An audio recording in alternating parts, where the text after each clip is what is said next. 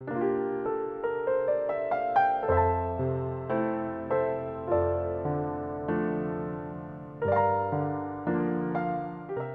friends, I hope you're all well.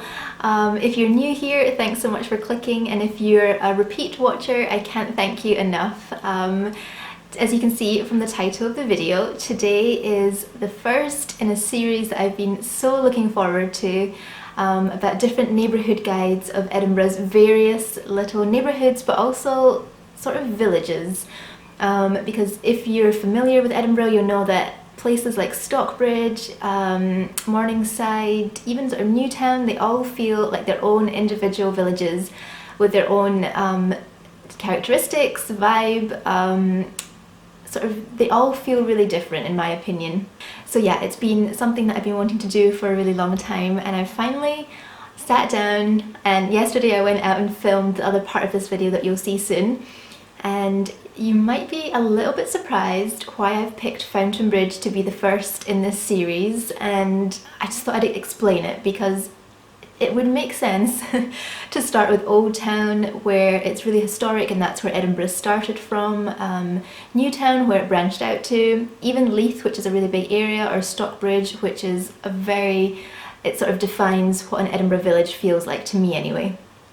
But starting this series, I have ended up putting a lot of pressure on myself, being a little bit of a perfectionist. I just wanted to sort of not have the pressure of starting with one of the big neighbourhoods. So when I sat down to have a think, the first place that came to mind was Fountainbridge, and I really like that part of the city because it's not touristy, but it's very up and coming in my opinion. There's a lot going on there, and a lot of new builds being built, as you'll see in the videos later on. And I just thought that it would make sense to start off with a smaller neighbourhood. First of all, to reduce the pressure on myself, and secondly because we are in winter and we just don't have as much daylight as we do in the summer months. In summer you can easily be out exploring if you have the energy for 12 hours because there's just so much daylight. In the winter, maybe 5 or 6 hours at some points in the year. Explorable time. So I thought it would be good that throughout the sort of wintry months that we have left, that I would sort of tackle the smaller areas which are perfect for this time of the year if you're looking for somewhere to have a day trip, and there's just enough to see without exploring in the dark. So yeah, I'm going to leave the bigger neighbourhoods like Old Town, Newtown and Stockbridge till summer, and it'll also give me time to figure out exactly what format I want this sort of series to be, because I have an idea, but things never do work out exactly how you plan them. So without further ado, shall we begin with a few sort of fun facts about Fountainbridge and also a little bit of historic background. Another disclaimer that I wanted to mention before we start as well is I've never stayed in Fountainbridge. I've lived nearby but not for a good few years, and I'm only sort of somewhat familiar with the area. So if you are from Fountainbridge, if you've lived there for many years and I missed something out in this video, first of all, I am sorry, and secondly, I would love it if you could leave sort of your recommendations that I've missed out in the comments below. And even if you're watching this in the future, in a few years time, new places open, other places close, I would love it if the comment section for this video could be very interactive, and sort of it would help future watchers, if they're going to visit these areas, not miss out on anything that's good that maybe hasn't opened yet. But for the most part, I really hope that I haven't missed out anybody's favourites. But these are just places that I visited that I really loved, and places that I would recommend. So let's begin.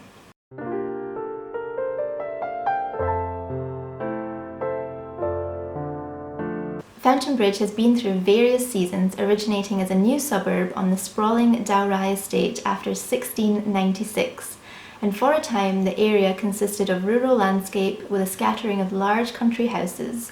It wasn't until Union Canal was completed that the area saw major industrial developments. From the early 19th century until the late 20th century, Fountainbridge was home to two of the city's major industries, McEwan's Brewery and the North British Rubber Company. During this period, other industries were also attracted to the area, including iron foundries, coal timber yards, confectionery works, and the country estates were developed into tenement housing for local workers. Unfortunately, when the high-speed road into the city was opened, the area that had been defined by the presence of the railway and the canal fell into decline. Thankfully, that's not the last chapter of Fountainbridge's history. So that was a little bit of history that I wrote for a blog that I thought I would include. I've also come across a few fun facts about the area that I thought I would share because I love a fun fact and I thought maybe you would as well. So apparently Fountainbridge used to be called Foulbridge, which doesn't sound really nice. But apparently it was called after a well that was sort of near Grove Street. So I don't know why that well was called Foul. I don't know if it wasn't a very nice well, but yeah, if you know then you can let me know in the comments. The other major fun fact is if you're a fan of James Bond, you may know Sir Sean Connery, iconic Scottish actor. He was actually born and grew up in Fountainbridge and he had so many different jobs. I'm actually going to read it because he had so many that I've actually forgotten a few of them and I don't want to miss any out. So he was the local milkman, he was a doorman at the, how am I going to say this, Palais de Danse, I think, ballroom, which I think that means he was a sort of bouncer. I do know that this isn't to do with Fountainbridge, but he was also a lifeguard at Portobello. Oh, and he was also sort of a life model at the College of Art. So he had lots of different jobs before he became an actor. And he never forgot his roots and the fact that he grew up in Fountainbridge because he had a production company called Fountainbridge Films. So I thought that was a really nice thing to include. And last but not least, Fountainbridge was the birthplace of the Wellington gumboot, which was invented by the North British Rubber Company in 1856. And now let's get into the guide.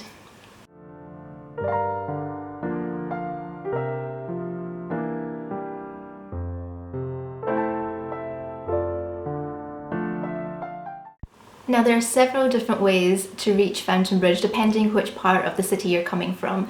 For my day out, I started off at Haymarket and I walked down Morrison Street, which is just a really sort of unexpectedly nice street, if that makes sense. If you were just to look down it, it just looks like a fairly busy, because there's quite a lot of traffic that comes down that street and it doesn't look particularly inviting, but there are quite a few lovely independent shops there, like Nice Times Bakeries there, there's Milk Cafe and also the Eco Larder, which I popped into. I would highly recommend popping into the Eco Larder because even if you are just visiting the city, they do sell sort of skincare, they have lovely teas, so don't forget to bring your own sort of tea caddy if you wanted to get some tea. Yeah, it's just a lovely shop to browse around, and they also have a community library outside. You know I love my little libraries.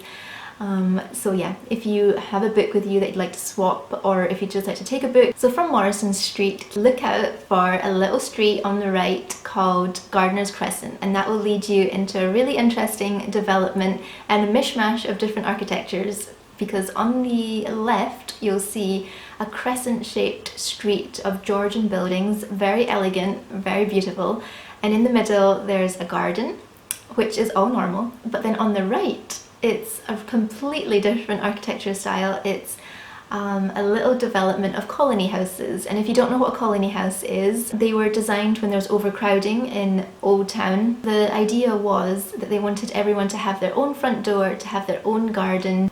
So from the outside, these buildings look like little homes, but actually they're still flats. It's a really lovely development. And next to the colony houses is the Rosemount building, and that is also another sort of affordable housing scheme. And it's really interesting because it's a sort of quad-shaped building, and in the centre there is a garden and all the doors face the garden. So it's really lovely, and I did go in to sort of have a look and to show you what it is inside, because all the doors are a different colour, there are trees in the middle, it's just so lovely in there. And you can pop in as well, but just don't forget to be respectful because people do live here, and I'm sure that if you sort of keep quiet, no one will mind you having a little look around. But what's interesting about bringing you back to the crescent-shaped elegant Georgian houses is the plan was on the opposite side of them, where the Rosemount buildings and the Rosebank cottages are, that the plan was to have elegant crescent-shaped Georgian buildings on either side like this, with the garden in the middle. But I think they didn't get approval at the time, or funding ran out, something like that. So when you're walking through the garden, you'll see quite a big sort of fence, like a metal fence, or an iron fence rather, and that was just to keep the riffraff who lived in the Rosebank cottages and the Rosemount buildings out, apparently. So once you've had a little look around, continue straight ahead towards Fountainbridge's main street. And by this point yesterday I was feeling quite peckish and I was really in the mood for some lunch, and thankfully there's quite a few different areas, there's quite a few different places to go and eat. Yesterday I went for Loudon's. They do brunch, they do lunch, light bites like scones and hot drinks, and it's quite a big space, so unless you go on the weekends when they are really busy, they're really popular, there's a good chance that you'll get in because there are plenty of tables. And right next door to Loudon's is Hula Juice Bar, and they're a similar sort of style, very brunch, lunch kind of place, but they also do smoothie bowls and very sort of healthy juices and that sort of thing. So that's some options nearby. Yesterday I went for, I think, avocado feta with poached eggs. It was really good on soda bread. Yeah, on soda bread, and it was really good. So after I finished my lunch, I thought I would take you on a little walk back to, well, not back towards Tollcross, but in the direction of Tollcross, because there is a really little bit of history that they've managed to preserve, and it's this lovely meat market sign where Edinburgh's meat market used to be. So yeah, that is a little thing that if you are interested in a little bit of history about the area, to sort of, it's a few minutes walk from Loudon's, and then we're going to head back towards Loudon's after this. And directly across the road is the entrance to Union Canal, and Union Canal, as I mentioned, is sort of a main feature of the area. It's the sort of landmark, historic landmark of Fountainbridge, because it played such an important role during its industrial past. Things would be transported from Glasgow along the canal, and you can still cycle all the way from Edinburgh to Glasgow along Union Canal, and now it's very much leisure rather than transporting anything there. My favourite thing about it personally is all the canal boats that are there, and it's so fun to see all the different names, what people have done with them. They're so creative. There's plant pots, and yeah, it's a really lovely little area if you like looking at boats, and I feel like children would really enjoy it too, because you often see ducks and swans. So yesterday when I was walking along, it's completely up to you how far you want to keep walking. You could walk for miles if you fancied, if you're really enjoying yourself, and see where you end up, and you could always take the bus back. Yesterday I only walked till Gibson Terrace, and that's mainly because when you go right down Gibson Terrace, that will bring you back onto Fountainbridge's main street, and it's only a short distance from another sort of landmark of Fountainbridge, their beautiful library. But before we head to the library, I just wanted to point out that the other sort of landmark of the area is the Fountain Park. And that's not, I mean, it's really good for the people who live in the area. There's a cinema, I think there's bowling and different restaurants, but if you're going for a day trip, probably not what you want to see, because it's the same as any other sort of retail, not retail park, but leisure entertainment park, I guess. But that's something to keep in mind. If you're watching this video and you're thinking about moving to the area, it's quite handy to have a cinema there. It's nothing special to look at, but that is another landmark of the area. So at the end of Gibson Terrace, that main street is continuing on from Fountainbridge's main street, and it kind of merges into Dundee Street. So we're going to go left along Dundee Street until you won't miss it. It's a beautiful Art Deco library building, and it's really big for a library. I've only seen a tiny portion of it, and I did pop my head in yesterday to show you the main feature of the building. It's this beautiful, I think it's hexagonal staircase, I think that, yeah. And it goes all the way up. It's a sort of lovely green colour, and there's also a lovely sort of gold motif on the outside of the building as well.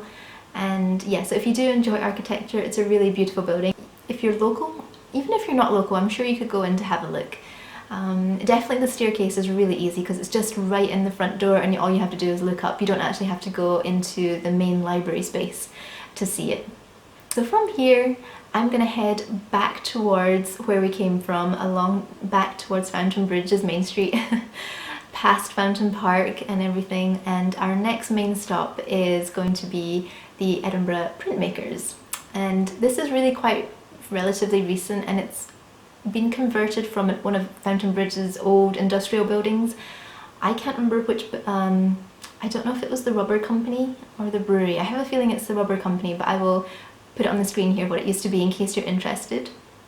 But it opened a few years ago, just before the pandemic, I think. And it's an art gallery space. There's a lovely shop, and there's also a cafe that is completely vegan. It's called, I think, Holy Cow. Sadly, when I was in yesterday, there wasn't an exhibition on. I think that they're in between exhibitions at the moment, so I could only sort of see from a distance what they had. But I've been in when they've had an exhibition, and it was just a lot of fun. I think it's over, I'm trying to think, it's not a huge space. When you go in, it's the gift shop, and then the next level is the cafe, and then the next level is the gallery. And also next to the gift shop, I have been in before, and there's a door that sometimes is open if they have an exhibition there as well. So I think it's 2 exhibition spaces, but just keep an eye, if you're planning to visit, keep an eye on their website. I'll link everything down below that I do mention, just to see what is on, so that you don't visit on a day when they don't have an exhibition, because that's just less interesting. As we sort of head back outside and leave the printmakers behind, directly kind of across the street there's a traffic light there. You can cross over, and there's a very sort of unsuspecting street. It's called Melvin Walk, and if you didn't know to look there you wouldn't see it because it's a tiny plaque as well. But that is actually where you'll see the Sean Connery plaque, because that's where the house he grew up in used to be, but it has been demolished and this new development has been built there. But there is a tiny plaque to Sean Connery there if you did want to see that. So one last thing I did yesterday is I continued back along Fountainbridge away from the library, and I came to Grow Urban, which is one of my favourite shops to visit whenever I'm in the area, because it's a beautiful plant shop, and if you're a plant lover you will love it. There's so many different plants there. There's also sort of a little section of gifts, sort of plant related gifts, and they have 2 tables, I believe, where you can sit in and enjoy a coffee, a tea, and they had a little glass cabinet of cookies and little treats. I think they had lemon and poppy seed cake as well yesterday. And then they have a little back room which is very much, it feels like a shed, and that's where you'll find the sort of compost and fertilizer and all that kind of stuff. It's just a lovely little shop. It's really charming, and I can't imagine that you wouldn't like it. So that is where I ended my day. I stopped in for a little cookie, and after that I just headed back down Grove Street, which is just next to it, and that brought me back out onto Morrison Street. So that was kind of like a whole sort of circular walk, and it's brought us back to where we are. So that is pretty much the end of our neighbourhood guide. I hope that you like this format. I will be sort of tweaking it with the next one, because I'm not entirely sure this is quite how I had envisioned it, but we'll see how it is after editing. But just before I say goodbye, I thought I would read out to you a few of the places I spotted on my walk. I haven't been to these restaurants and cafes, or some of them I have actually, but it's just if you're in the area, maybe you wanted to make some notes and to sort of look these places up online before you head here, so you know where you're going to go for your brunch or your lunch or your dinner, whatever. So I'll sort of talk about the places that we've already mentioned. There's the watershed on the canal, which you'll find at the Lochran Basin at Union Canal. Cafe Milk, we passed by that on Morrison Street. There's the Coffee Cave, which is directly next to Grow Urban, and that's a takeaway sort of little coffee shop. And next to them is actually Hank's Sandwich Bar, and when I was there yesterday there was so many people queuing up for sandwiches. There was workmen, because there is a lot of construction in that area. So at the moment, I think in a few years time it'll be really nice, but if you're going there at the moment, bear in mind that there is a lot of ongoing construction, so it might be a bit noisy at times. But yeah, Hank's Sandwich Bar seemed really popular. There's Loudon's that we've mentioned already, and Hula Juice Bar. There's Maki and Ramen, which might be quite a good option for dinner if you're thinking of staying in the area. Nice Times Bakery, which is back on Morrison Street. And Ishka, I haven't been there yet, but that's another place to eat. And the Jolly Botanist, which is also on Morrison Street. And they do cocktails and whiskies, and it looked really fun when I walked by too. So yeah, that's my sort of recommendations of what to see and do in Fountainbridge. And yeah, if there's a specific neighbourhood that you would like me to cover, then just leave it in the comments below. I'm sure I've already got it sort of planned in my head, and I'm not sure what the next one will be, but I'm thinking I'll have a little think about it. And yeah, thanks so much if you've made it this far, and I will see you in the next one. Take care guys, bye!